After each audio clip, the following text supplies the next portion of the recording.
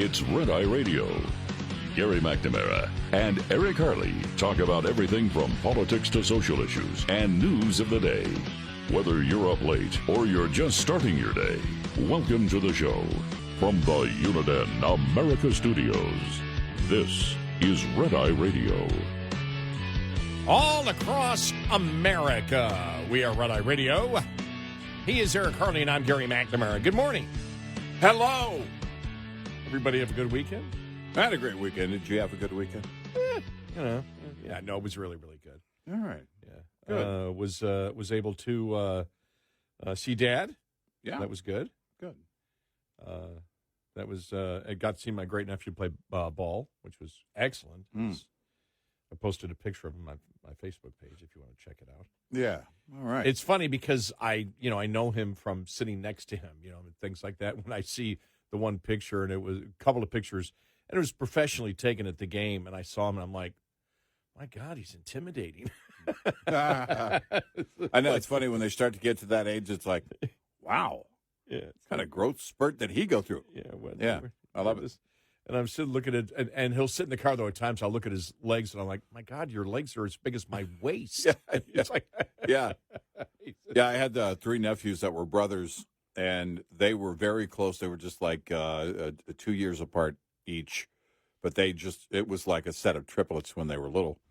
And same thing, when they started playing football in high school, it's Texas high school football, which people don't know this, but the state constitution requires that they take steroids.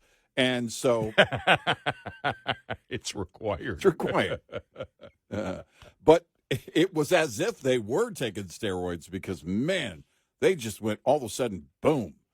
But two of those brothers were online, I don't know, this goes back a few months, saying basically, we still got it. They're in their 40s now. We still got it. And they're both doing a powerlifting, a deadlift contest with each other. And I thought, yeah, you still got it, but you still haven't grown up. Well, I love my nephews. They're like my sons. Two things got to me. First off, after the game, just, and he came out of the locker room, and I'm standing on the basketball court. Yeah. And I'm looking at the basket. I'm like, it seems to be either I'm shrinking or the basket seems to be a lot higher. I was looking around the court, and these high school players are coming off, and I played really good competitive basketball. Uh-huh. And I look at these kids, and I'm like, how did I ever play this game? Yeah.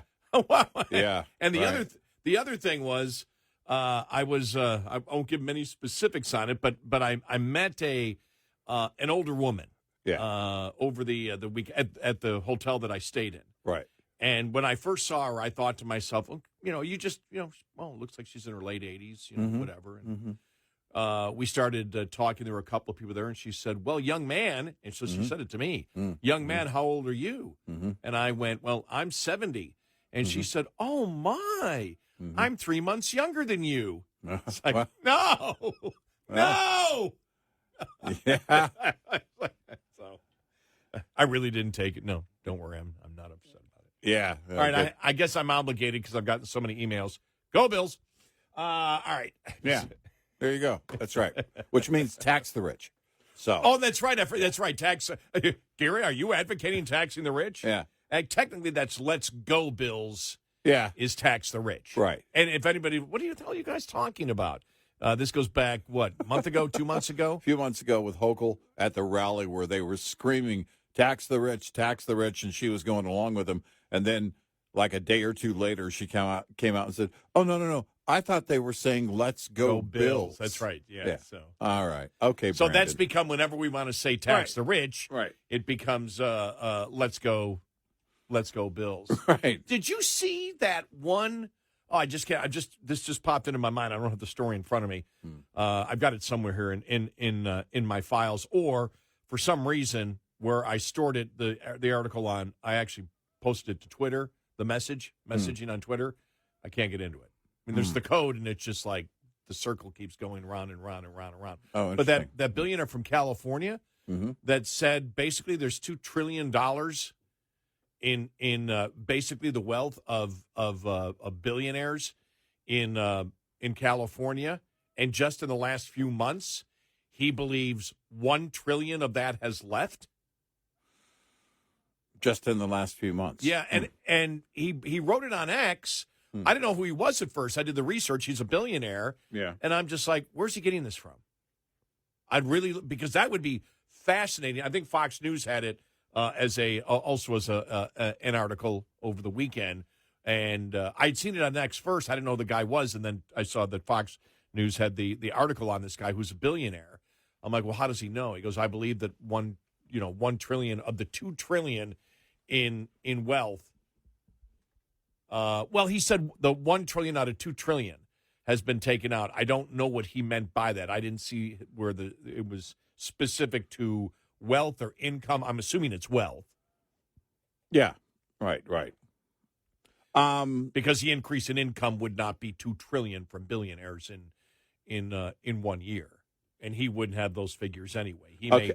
This is from the L.A. Times. California made them rich. Yeah. No. And it gets better. Now, billionaires flee when the state asks for a little something back. A little something? You mean their wealth that they earned? California made them rich? Gary, I didn't know that. You can just move to California, and California will make you rich. All right, show's over. We're heading to California. Yeah, bye, folks. We hear if you move there, California will make you a billionaire. Let's go. Right. That's why with U-Haul, the number one state where people are fleeing is California because they have too much money. They can't stand it anymore. We're too wealthy. We got to go because California is making us rich. Thank you, L.A. Times, because that headline is pretty rich. You know, I saw an interesting post that was talking about the U-Hauls, and they said the important thing about the U-Hauls, he goes, these aren't the people with money. Right. These aren't billionaires don't hire U-Hauls. Right, exactly. No, that's the first thing I always think of is that, if you're renting a U-Haul, that means you're probably loading that U-Haul yourself. Yes, as I did in my early 30s. I remember having everything I owned was in a U-Haul, but that was better than 2 years before, where everything I owned I was able to put in my Pontiac Sunbird. Right. Now, you can. I found this out. I don't know. This goes back several years, but I had a family member who was moving, and there are people on Facebook Marketplace or wherever. Craigslist, you got to be careful who you hire, of course, but they will say they have a business where you call them to load your U-Haul, and they don't drive the U-Haul. Then they go to where, if it's local, then they go to where you're going to unload the U-Haul, and they unload it for you. There is but most people who rent a U-Haul are loading it with their friends and family. I've loaded a few U-Haul trucks by myself. It wasn't pretty. Lost a couple of lamps and a refrigerator, but otherwise it went okay. I always think of that. The whole U-Haul thing is, those are working class people. Yeah. And that was really missed upon by a lot of people talking about that particular story. I went, well, wow, that's not built, because we've talked about one of the problems is if you live in a high tax state and you're part of the middle class or below, it may be impossible for you to afford the cost of moving. Yeah. Unless you find a new job and the employer takes care of that for you. Right. And they have a proposed billionaires tax in California. And this is obviously, again, you and I can't quantify it because we don't know the source.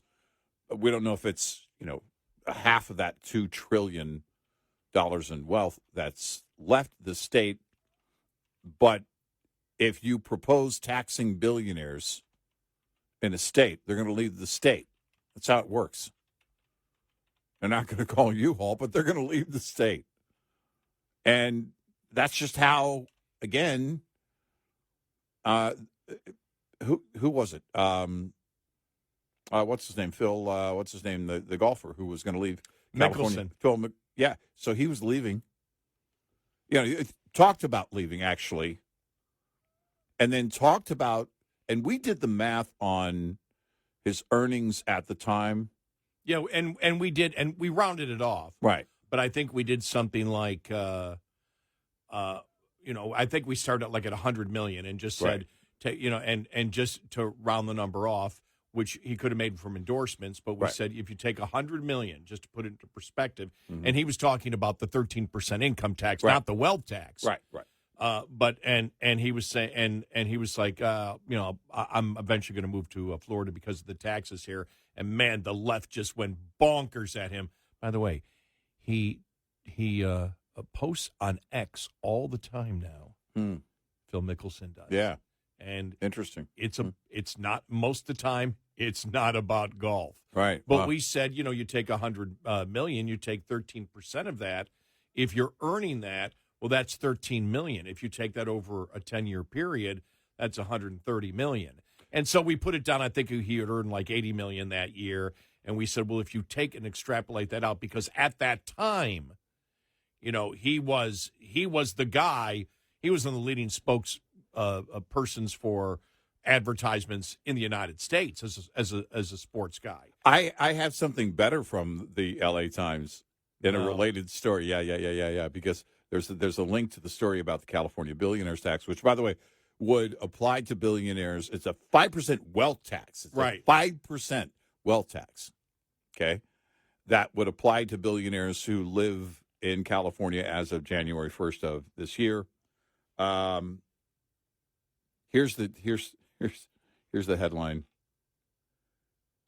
No, here's the first line. Actually, I'm sorry. This is the first line in that original story with the headline "California made them rich."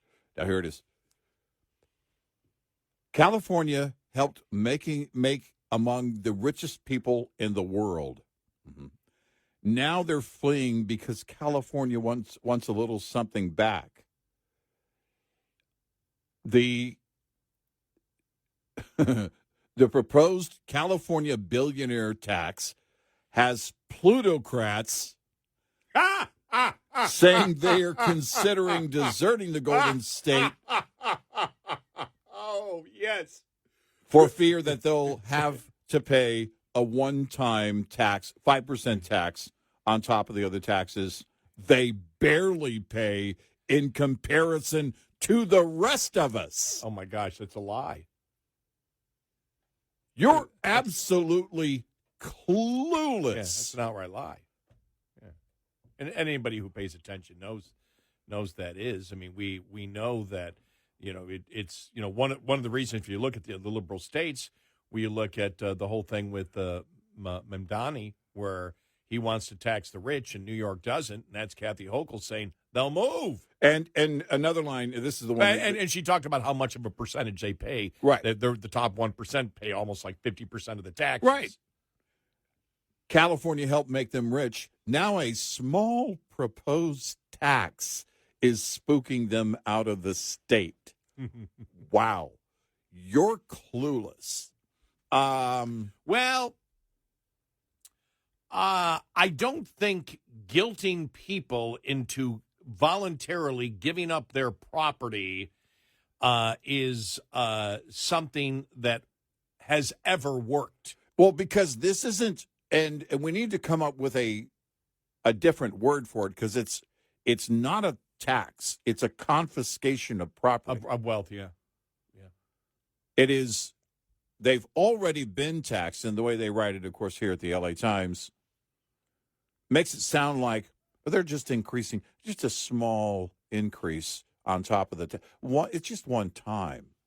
Yeah, I'm sure they're only going to do it once. We talked about it when they were talking about it last year, a couple of months ago. But we need to come up with a new word, because it's not a tax. This is government confiscation of property. This is already, they're already paying, they've already paid taxes on the revenue, on the income.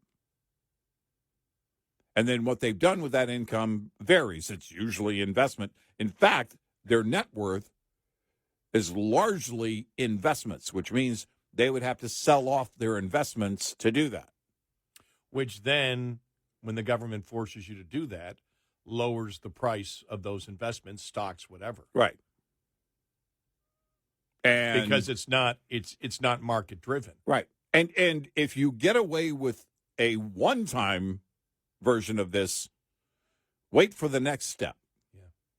Because they'll come out and say, see, it worked. Look how much money we raised by confiscating the wealth of these individuals. We should do this again. And it won't stop. So I don't know if it's $1 trillion in wealth that's left the state. It wouldn't shock me if it were somewhere in that range. Because, my question would be, all right, are you breaking down like their corporations and these are billionaires who also took their corporations with them? And, I don't know. We know a lot of corporations have left the state. But it wouldn't surprise me if that number added up to $1 trillion. In fact, it might get to that. It might get to that $2 trillion if they start pushing this more and more and more. The fact that they want to do this is going to get them to move. Because if they're talking about it, eventually they're going to get to it. It's only been proposed, right? But these billionaires we mentioned, who was it? Larry, what's his name? Ellison. Yeah, he left, and then from Oracle. Right, somebody else left too. Right, like two billionaires left. Right, said we're out of here, and that's because even though this has not been voted on yet, the bill is retroactive to January 1st if it passes. Right. So you're like, well, we're not going to wait around. Right. We are Red Eye Radio. Brought to you by Hot Shot Secret. Hi, I'm Jen Loomis, a transport safety expert at J.J. Keller. When driving, you need to manage the space around your vehicle so that there's enough space to allow you to adjust when traffic conditions change. The space ahead of your vehicle is the most important. One rule of thumb is to allow at least 1 second for each 10 feet of vehicle length at speeds below 40 miles per hour. At greater speeds, add an additional second. It's impossible to keep other drivers from tailgating you, but there are some things you can do to make it safer, such as increasing your following distance, avoiding quick lane changes, and slowing down. There are also several things you should do to ensure that there is plenty of space between the side of your vehicle and other vehicles. Don't hug the center line, and avoid traveling alongside other vehicles in strong winds. This tip was brought to you by J.J. Keller and Associates. Visit us at jjkeller.com. Lines open for your calls. 866-90-RED-EYE on Red Eye Radio.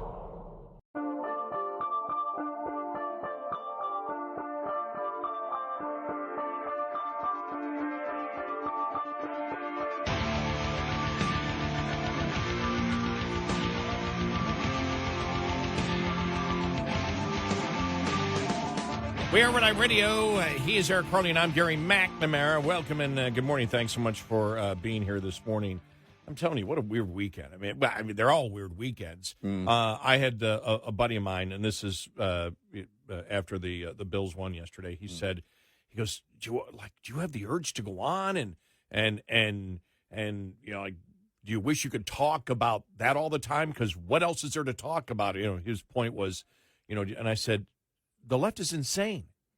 Do you understand how both Eric and I over the weekend, and I know because I've worked with you so long, we're almost salivating at this stuff. Oh, and we'll have this coming up in a little bit. The police chief of Portland crying. Oh man, about the two people that were shot that were members of the Venezuelan TDA gang. Right. And he's like apologizing to the minority. What in the hell's he talking about? Yeah. We'll get to that coming up.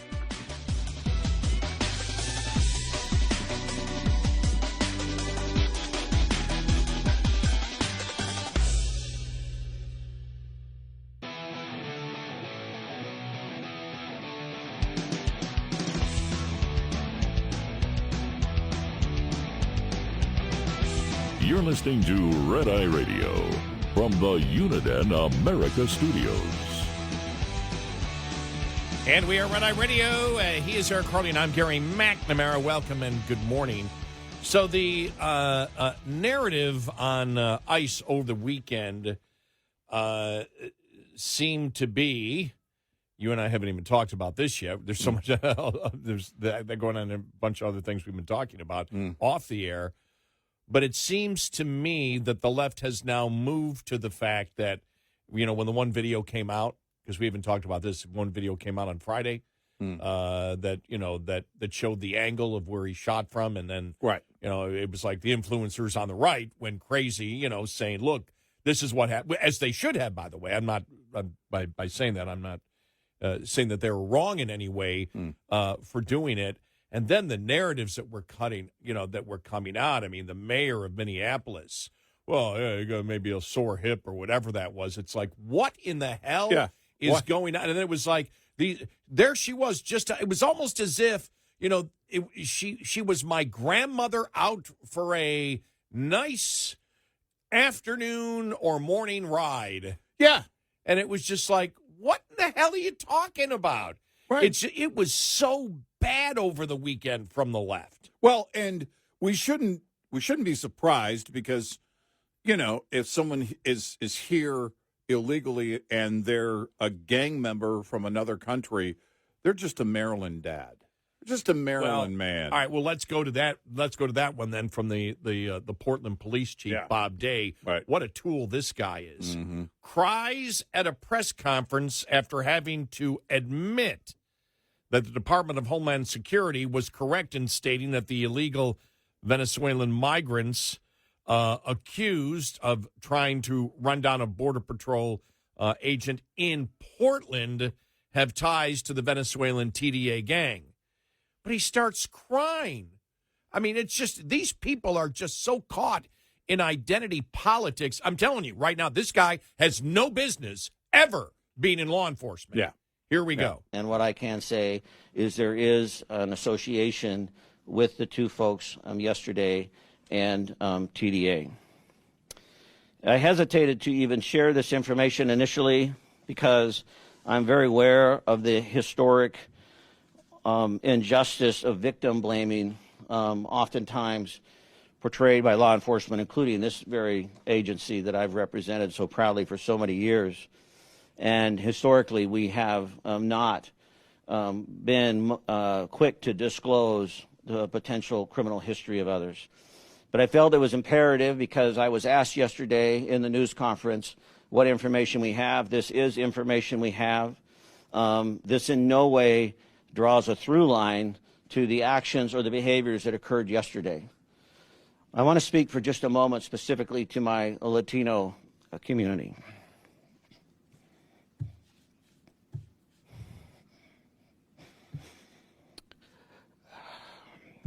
It saddens me that we even have to qualify these remarks, because I understand, or at least have attempted to understand through your voices, your concern, your fear, your anger. This information in no way is meant to disparage or to condone or support or agree with any of the actions that occurred yesterday. But it is important that we stay committed to the rule of law, that we stay committed to the facts, that we stay a trustworthy and legitimate police department for all of Portlanders. Huh? Is he taking lessons from Kamala Harris and how to explain things? That's exactly what it sounds like. A Kamala type answer here. And when you said he has no place in law enforcement, certainly no place in leading law enforcement, you and I have often talked about, like when Comey was testifying, he didn't talk.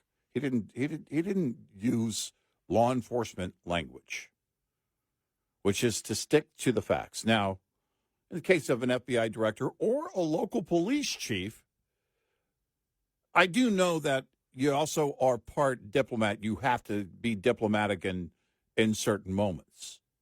But when you're reporting on an incident, when you're speaking on an incident in that position, the facts matter.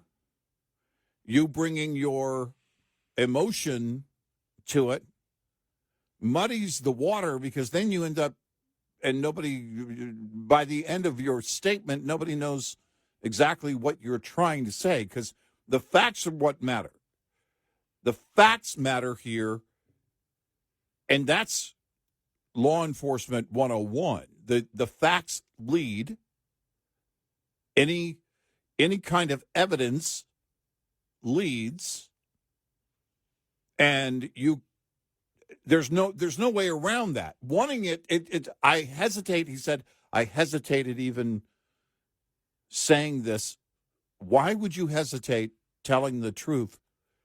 Well, Isn't it imperative in your community? Because the question would be, are you not greatly concerned about foreign gangs and their presence in your community, in the city where you serve as police chief, protecting all of the other people, law-abiding citizens who live there?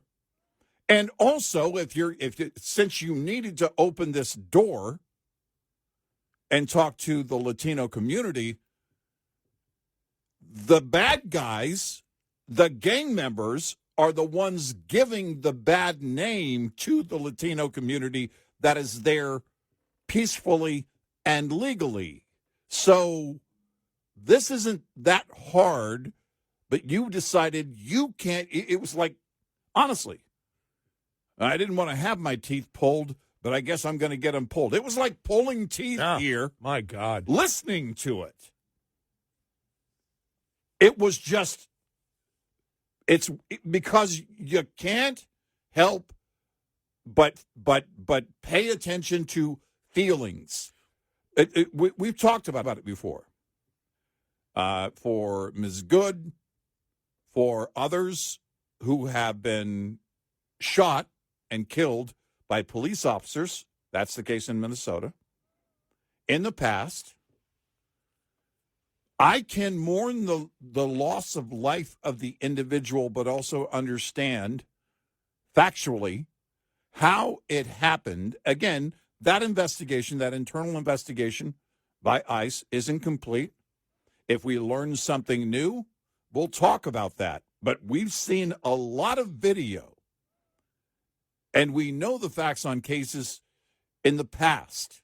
We know the facts on the cases. Remember Ferguson? The family commissioned autopsy showed that the hands up, don't shoot narrative was false. It was a lie. It was made up. And Eric Holder, then AG under President Obama, his investigation in that community found out that people couldn't talk about it because the word was snitches get stitches. The facts are the facts. You can't change them.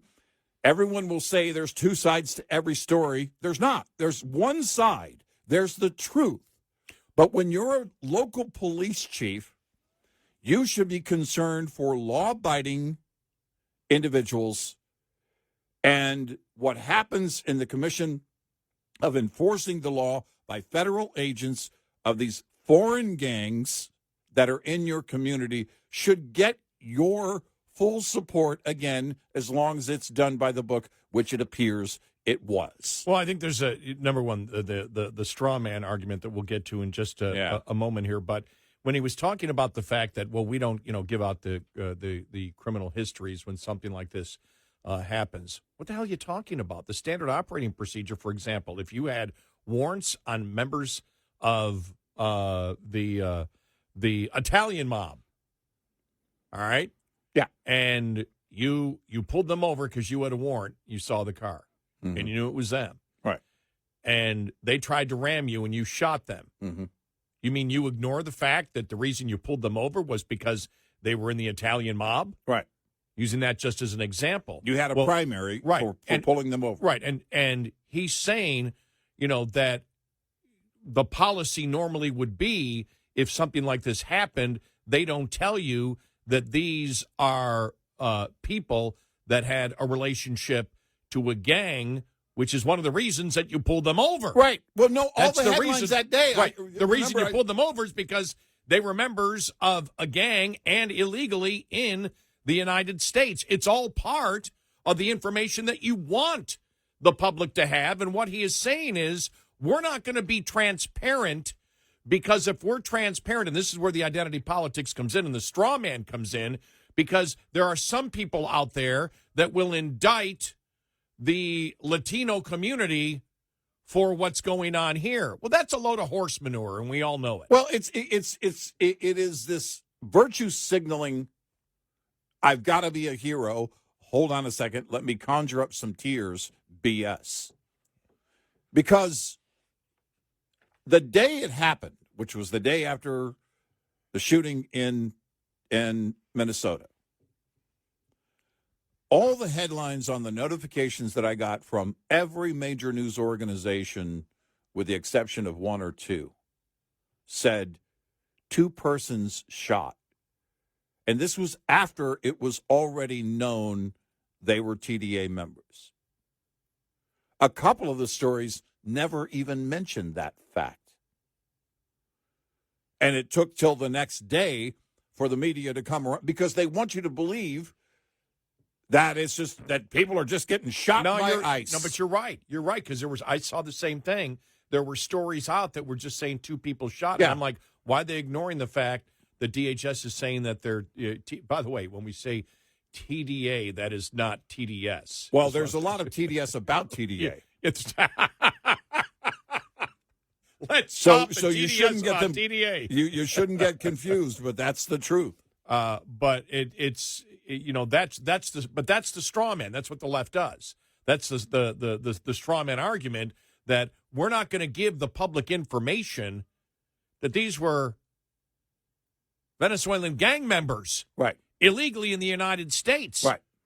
We're not going to give you that information because we're afraid that someone out there will say all Latinos are evil. Yeah. Well, that's a straw man argument. Yeah. We all know it. It's garbage. But this is what, again, they have to do. The way the media covers things, the way liberals talk about things, because, again, a local police chief, and he's got to get to the podium when something happens in his city. That's the way it works. And you see this liberal approach, again, of this virtue signaling. I'm going to be hero. I'm going to be a hero here and pretend that I care. Who do you really care about? Because what you should have said is, for the Latino community, we don't want these violent individuals in our community because, number one, we don't want any violence in our community. And number two, this has the potential of giving the Latino community a bad reputation. And we don't want that. However, you've got to conjure that up in your mind, but he can't go there. He's got to talk about how I almost didn't even talk about it. Well, you should be fired. We are Red Eye Radio. We'll be right back with more Red Eye Radio with Eric Harley and Gary McNamara.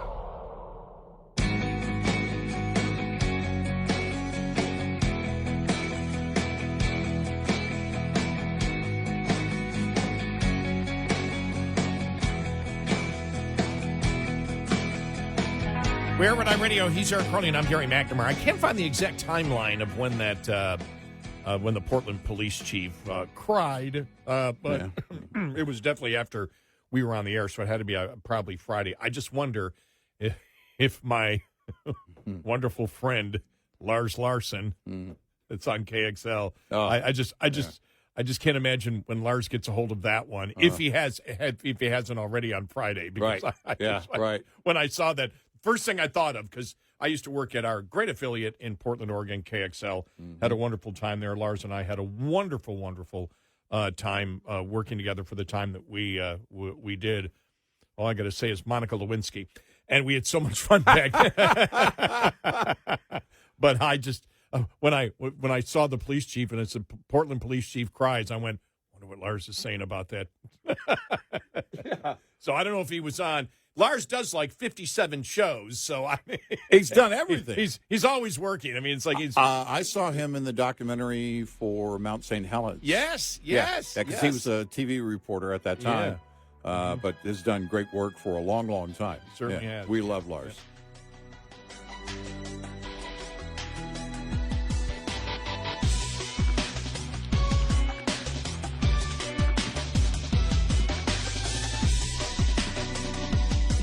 Top of the Hour News is brought to you by House Products. Visit houseproducts.com. This is Red Eye Radio on Westwood One.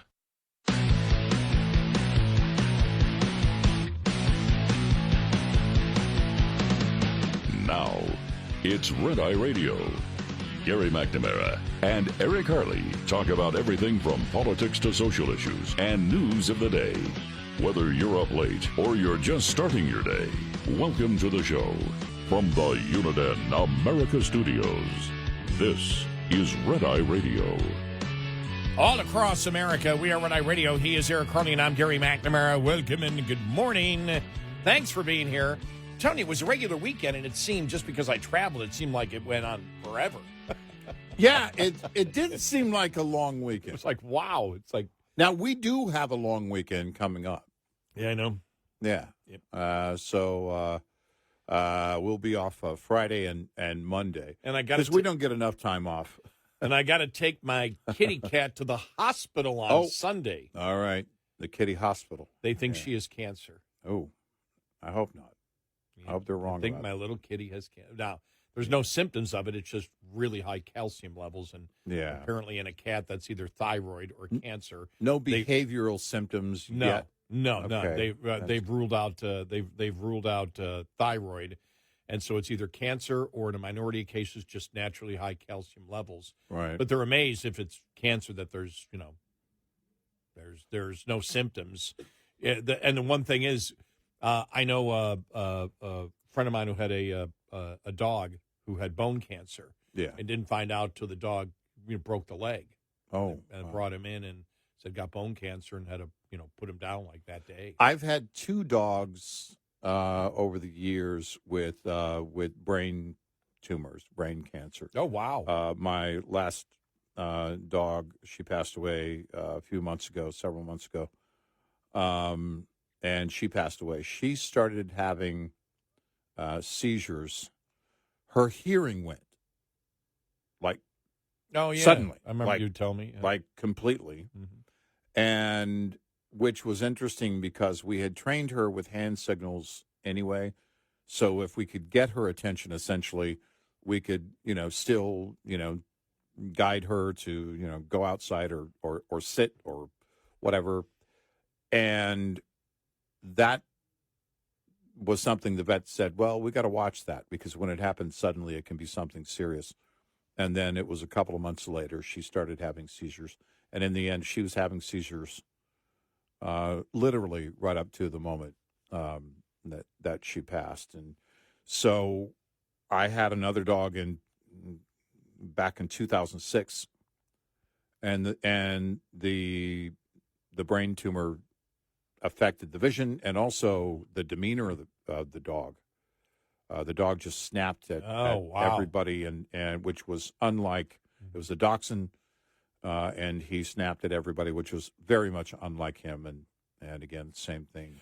It's, when you think about animals, and you have a pet, their well-being, of course, is always important. You're taking them to the vet and everything else, but you often don't consider the more serious illnesses, that they have, but they quite often do. No, you don't. You just don't. Now, they still, again, they don't know. Mm-hmm. And cats can have naturally high calcium levels, but they've ruled out thyroid and said probably cancer. So I guess, we'll see. But she just loves, and as I've done my research on cats, since I've had two of them, one male, one female, females like to sit up high. And she sits up high. I'll be sleeping. She sits up high in the dresser and jumps off all the time. And now I'm thinking about it. I'm like, oh, my gosh. I mean, what if she has bone cancer and breaks a leg?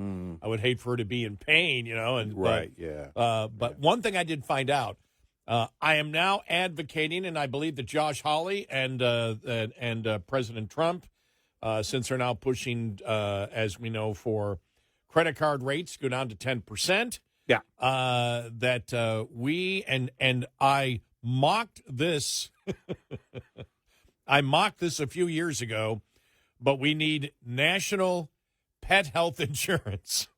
Yeah. From the tests I've had to have on my cat. The ACCA, Affordable Cat Care Act. Yes.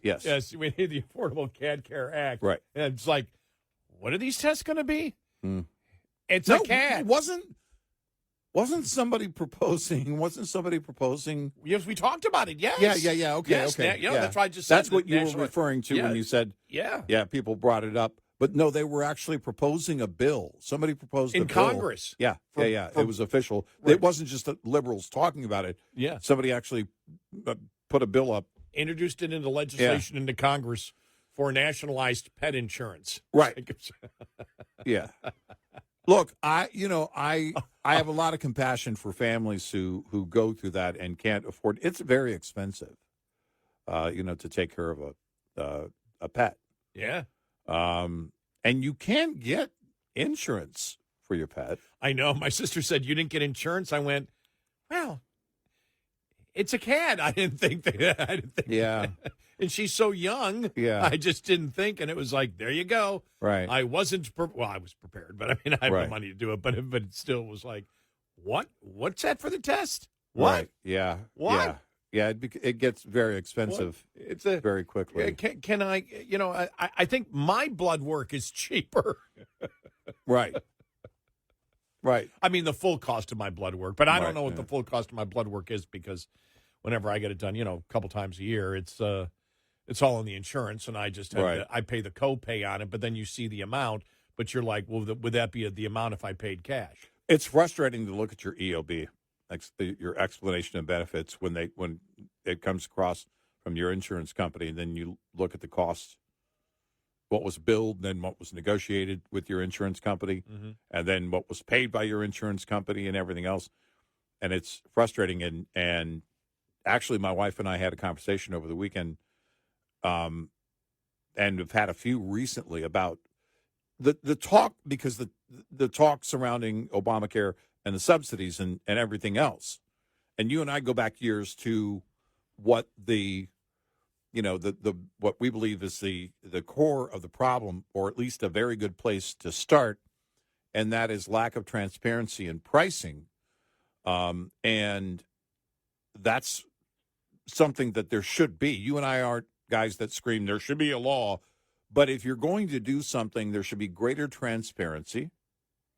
I like the idea, by the way, of putting, if you're going to give money to people, it's kind of the Milton Friedman approach, sort of, that you give it to them in an HSA type account and then let them shop to get the lowest premium or whatever, and then the marketplace, hopefully responds by being competitive and all that. But the problem is with government money is that the private sector doesn't have the same incentive, because they know that government money is going to be there. There's only so far they're going to negotiate on rates, whether it's premiums or everything else. So it all gets back to the healthcare providers, the hospitals and doctors. And I had a doctor tell me recently, and he's frustrated by this. He's an older doctor, and he says, I have a policy. And he goes, I only have a certain set of patients, but I have a policy where I don't, he said, the industry average, according to him, I'm not sure if this is accurate or not, but right now, a visit with a doctor is typically 6 minutes, right? That's not a lot of time. And he says, I like to take time to talk to the patient, to find out what's going on with them. And I've got a really great doctor. He's very engaged, and I've been at this clinic that he's at for a long, long time. But if that is the case, if that is accurate and true, what this other doctor told me, that it's, the average is 6 minutes, you get them in, you get them out, and it doesn't give you a chance to sit there and visit. Because, man, you could take a whole list of things. Mine would look like a CVS receipt. It would be so long, I would have to, okay, I got this going on, I got this going on.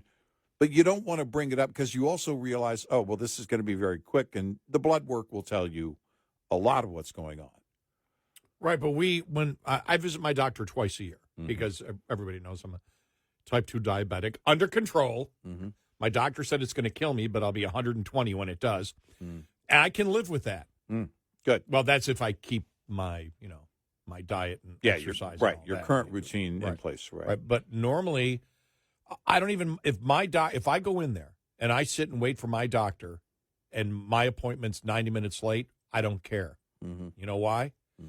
Because he'll spend as long, every question that I have on my blood work, because he comes in with the blood work and then we go over the blood, but he wants to go over the blood work with me and the chemistry of it.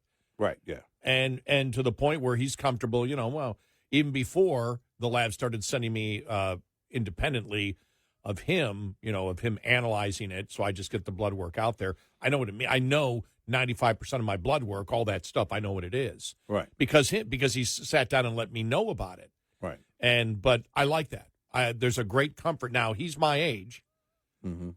He's going to continue working for a couple more years, but I like that. I'd be willing to pay extra just to have that time to talk to him. I thought about it because there was a mistake that was sent out by one of our former insurance providers through our employer that said your doctor will no longer be covered under our insurance. They will be out of network. And I was freaking out. And then they sent another letter out 2 weeks later saying, sorry, that was a mistake. That's not true. We had that wrong. That letter was sent out by mistake.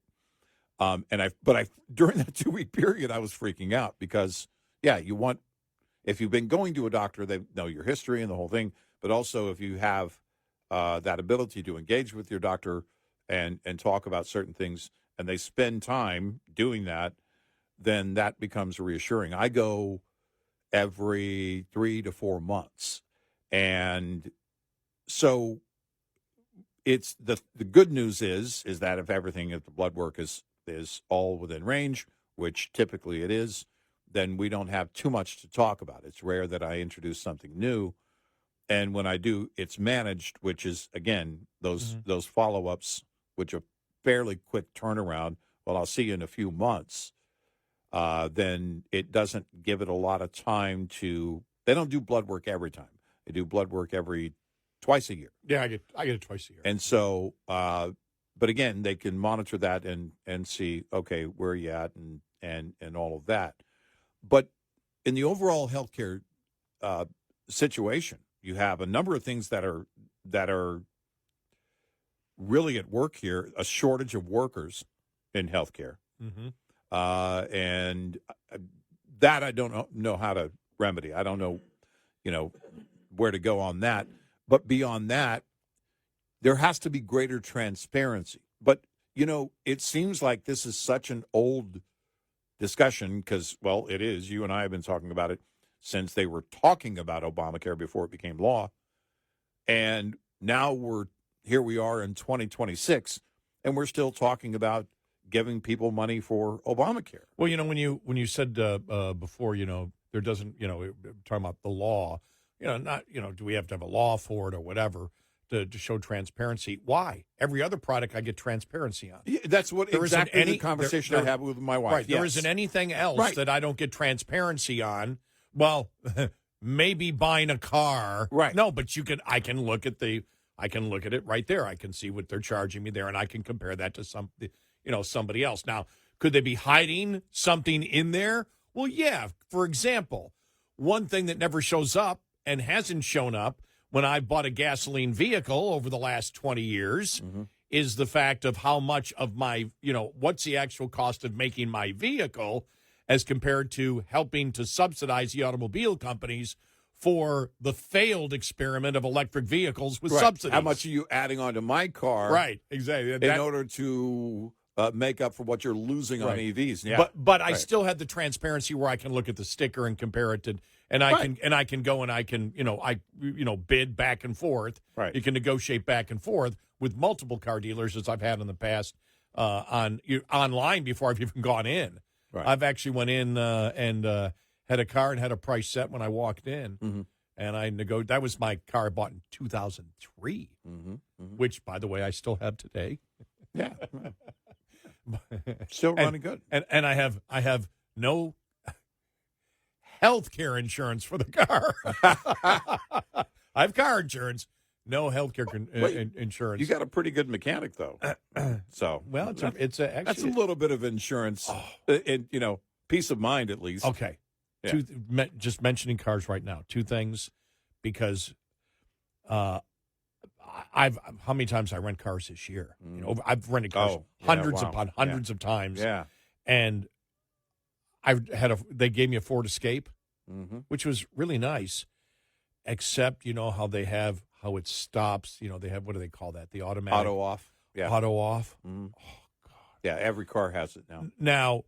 But I have you got the button to do it. Right. But this thing jerked like I couldn't believe. Oh, no, my truck does that. If you don't, it will, and it just depends. It doesn't do it every time. But if I don't turn it off, right when I get in, I have a habit of turning it off. But if I don't do that, there are times at the stop, at the intersection, when I let it off, it just jumps. And first of all, this isn't good for starters, for your starter in your car. No, and it's ridiculous. Now, did Trump take that out?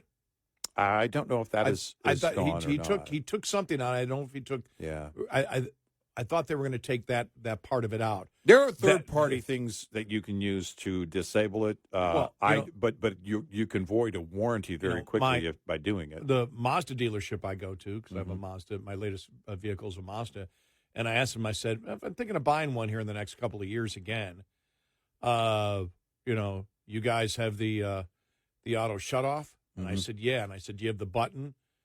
You have the button to stop it? Right. They said, no. I said, well, then I'm not buying it. They said, yeah, but it's not noticeable. I go, yeah, no. I don't care. I'm just not. Nope. Unless you take that out, I'm not going to buy another Mazda. And I think Mazda cars are great vehicles. Yeah. My truck is a 5.3 liter, so it's a sizable engine. And I don't know if that has anything to do with the jump or not. But, man, when it jumps like that, it's like, man, that can't be good. No. We are Red Eye Radio. This morning's USDA Farm Report is brought to you by House Products. Tested, trusted, guaranteed since 1920. Considerable drought coverage to start 2026, according to the latest U.S. Drought Monitor and USDA meteorologist Brad Rippey. For the U.S. Drought Monitor data, January 6th, we see drought coverage across the lower 48 states at 44.8%.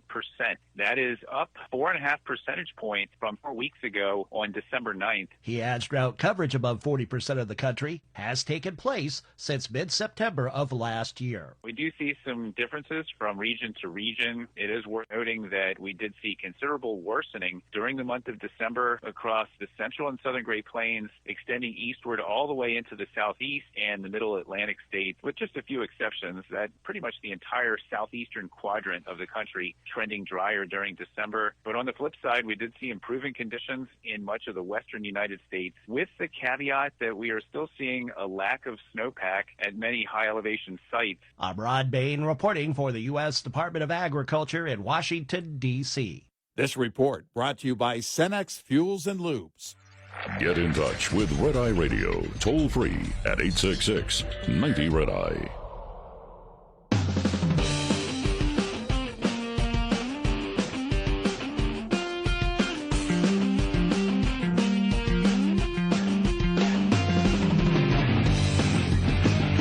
We're Red Eye Radio. He's Eric Harley, and I'm Gary McNamara. Oh, my, we can't forget our awards show update. We can't? The gold. Are you sure we can't? Well, the Golden Globes yesterday. Let's hear from Nikki Haley going after Nikki Haley. Nikki Glaser, Nikki Haley, Nikki Glaser, the so-called comedian. I've just never found her funny. Going after CBS. Here we go. Now, this is a solid joke. And the award for most editing goes to CBS News. Yes. CBS News, America's newest place to see BS News. Wow. Did she work really hard on that one? Yeah, don't sound like you're reading. Wow. Yeah. Not good. I know.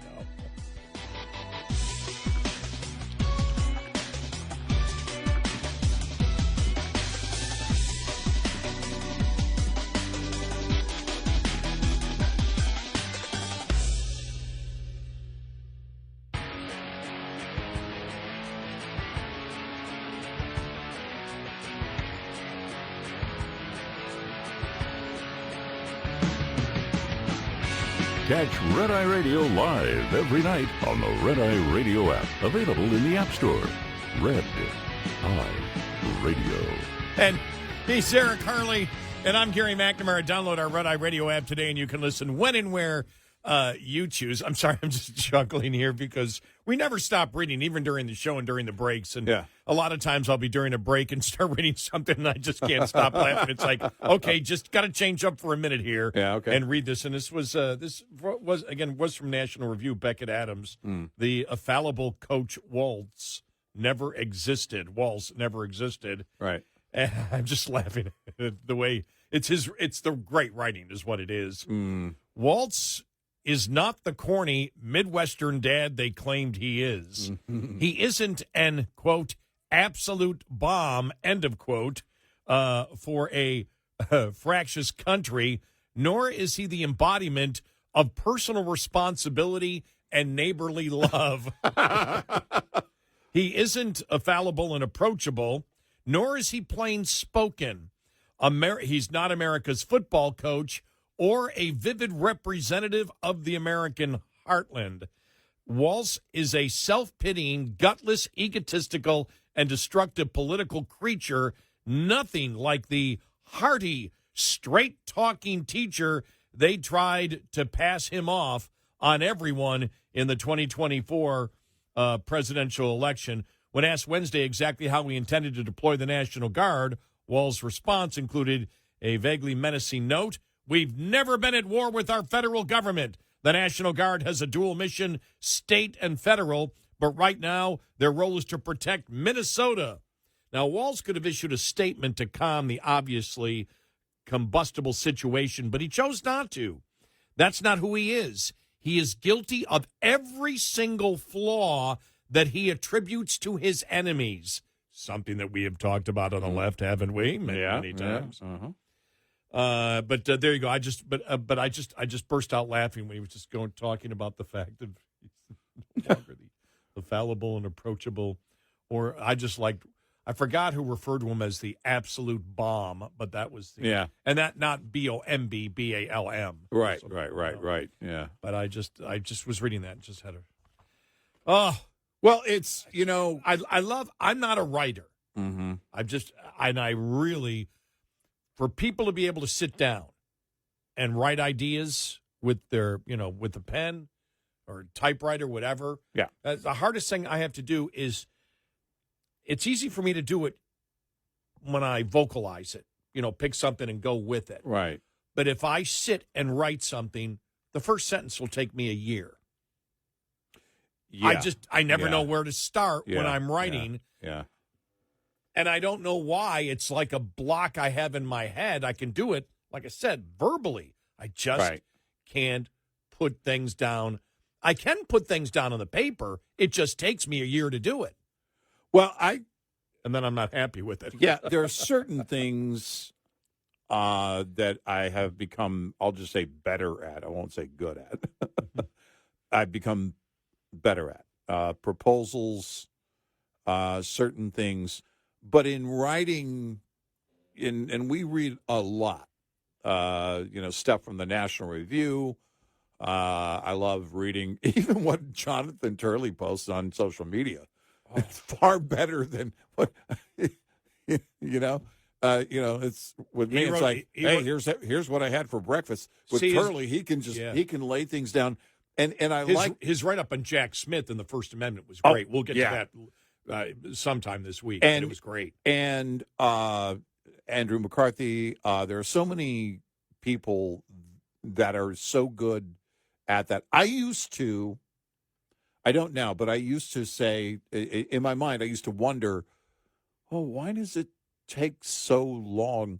And here's the thing. In today's world, it used to be back when it was just magazines and newspapers being distributed. You had your deadline, and you at times had to get things done. If something happened, boom, you got to get the story done, and so it can go out with, the evening edition or the morning's paper or whatever. But now you're seeing them post something within hours, and it is a thoughtful skill that they have. I always admire it, because quite often they say the things we're saying, but of course the way they phrase it is in a much more interesting, compelling way as a writer, and I have great respect for them. So do I. Yeah. This is another thing that made me laugh, and I saw this on X. Margot Cleveland reposted it, but it was writer Charlie Cook responding to a post on X. Okay. And it was somebody on the left here, but it was just so funny because I started reading it.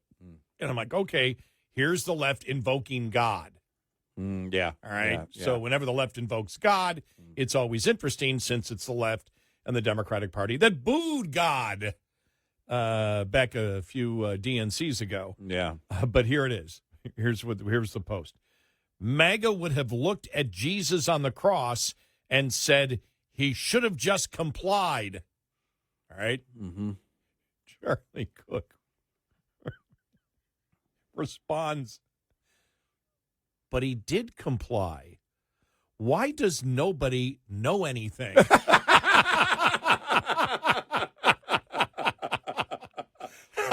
It's so funny. Beautiful. It was just Andy No posted something. I think it was last week. I think I probably read what you and it was it?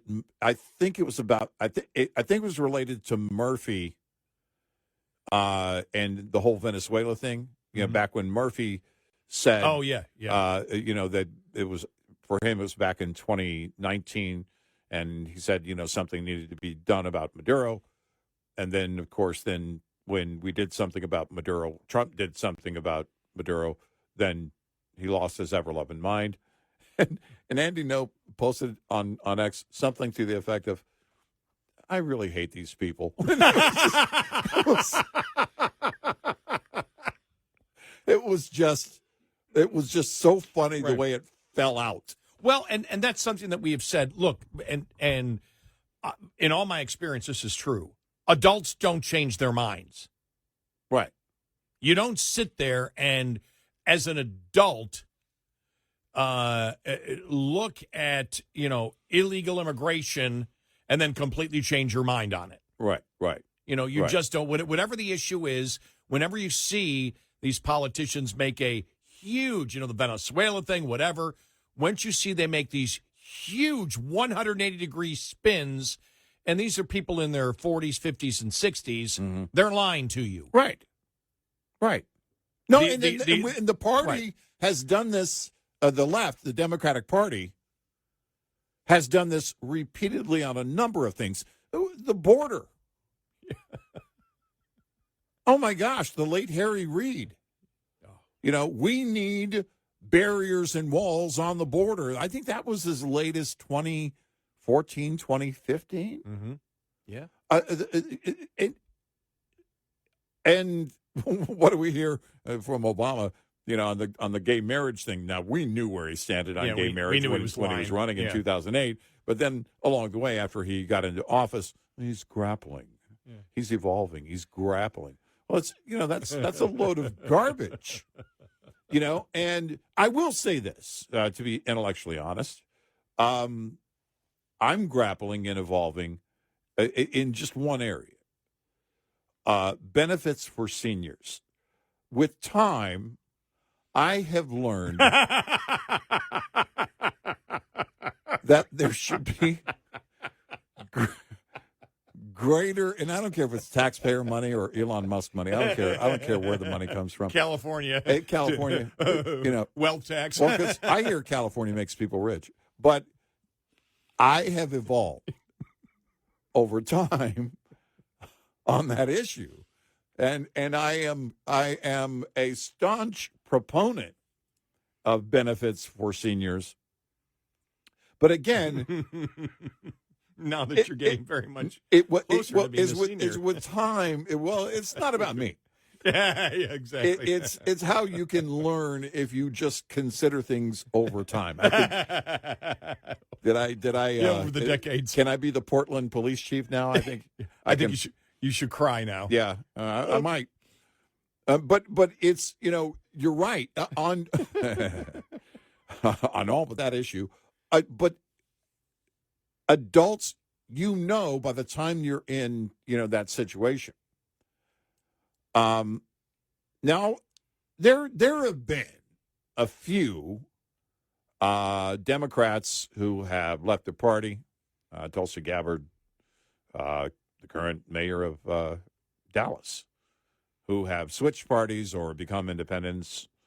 And they've said my party has, doesn't represent me anymore. My party's not what it was. That's one thing. You can look at that and then you can state, okay, but these are on core issues. On the core issues, you'll find that there is, with most adults, there's that consistent thought, that consistent opinion. Yeah. Again, the party may have, look, the GOP moving further and further left. One example is you and I predicted, and I still think they'll do this, on the subsidies for Obamacare. We'll get around to, kicking that can down the road just like they've done time and time again. The GOP is just moving further and further left, and that's the reality. And it's not a good thing. It's not something that I support. What I whenever I have evolved, which are a couple of topics I have evolved in as I've been a radio talk show host, all of my evolving has become more libertarian. As I've grown, which is the opposite of you, which you want more benefits. Only on the one issue. Only on the one issue. Only on the one issue. No, but and it's not about me. I've become, on a couple of issues, more libertarian, where I just believe the government should stay out of it completely. Especially things, in culture stuff. For example, the whole food pyramid. I don't need the damn federal government giving me a food pyramid. Right, yeah. I can let the private sector of the medical professions give me an idea of, and if they have a varying amount, fine. But I don't need any government. I don't need the Trump administration. I don't need the Biden administration. I don't need any administration telling me what food to eat or recommending food to me. I don't. I'm not an idiot. All the information we have access to, and I believe that stuff the federal government should just stay out of, completely. You have the ability to learn it in today's world. If you care about it, then you have the ability to learn about it and make the choices yourself. And a lot of it is based on the fact that the federal government, the umbrella of the federal government, even on things that conservatives like, well, I'm glad they're promoting this, all waste money. Yeah. Federal government should be doing, I believe, and that's where I've evolved, where the federal government is involved in way too much, because we're not going to get the federal debt under control, and we're punishing future generations, and there's nothing more immoral than that. Right. And we do live, because of the system that we have set up with the federal government covering so much, there is a pathology of dependency, which I believe is now affecting more Republicans. Well, the government needs to take care of me. The government needs to take care of me. Hey, you're taking care of. You hear it already. You hear. Well, Trump's taking, and this comes from Republicans, we're MTG leaving. Why is he taking care of all these other countries? The government needs to take care of us. I don't need a government to take care of me. No. I don't think a government should take care. A federal government should be out of that business. If state governments want to do it and the government's closer to the people and massive charities, many of which I'm involved with to help people who need it. It's not that I don't want to help. It's what my father taught me. It's got nothing to do with being compassionate. Is the money being efficiently spent? Right. And it's not. No, it isn't. And it's that simple. It's a whole thing like the left. There's a significant portion of the country that says Trump is terrible for holding these funds back from these states where there's massive fraud. Right. Because kids suffer. Well, what about the fraud? Yeah. Well, we don't care about the fraud. They didn't care about the kids in Minnesota. Right. We are Red Eye Radio. Coming up, more with Gary McNamara and Eric Harley. It's Red Eye Radio.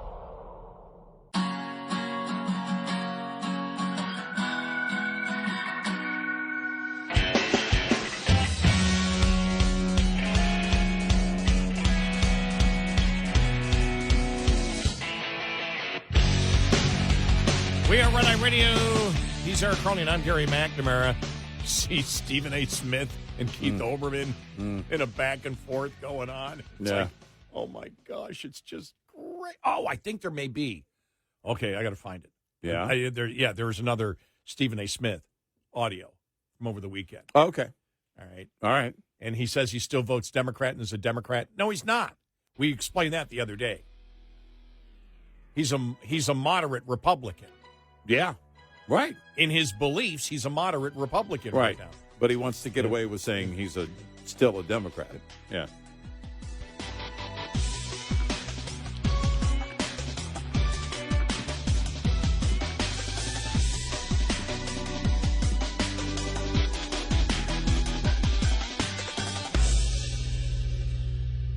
This is Red Eye Radio on Westwood One.